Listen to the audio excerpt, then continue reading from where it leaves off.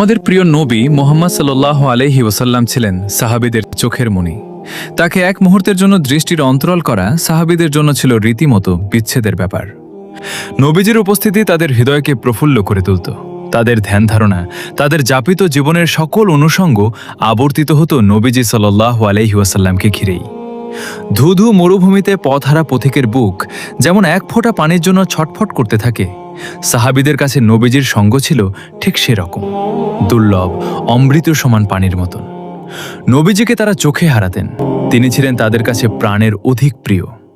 যে মানুষটিকে এক পলক না দেখলে সাহাবীরা অস্থির হয়ে উঠতেন, ব্যাকুল হয়ে পড়তেন, যার মুহূর্তকাল অনুপস্থিতি সকলকে দিশেহারা করে তুলত। একদিন সেই মানুষটি যখন দুনিয়ার পাট চুকিয়ে বিদায় নিলেন, দুনিয়ার জীবন ছেড়ে পাড়ি জমালেন অনন্ত অসীম জীবনের পথে, সাহাবীদের মনের অবস্থা তখন কেমন হয়েছিল?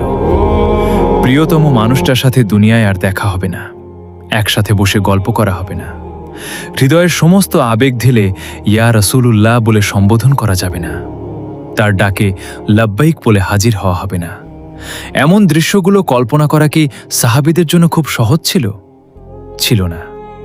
নবীজিকে হারিয়ে সাহাবীদের হৃদয়ে যে বিচ্ছেদের ঝড় উঠেছিল, সেই ঝড়ের খানিকটা আমরা বুঝতে পারি উমার রাদিয়াল্লাহু আনহুর ঐতিহাসিক সেই ঘটনা থেকে।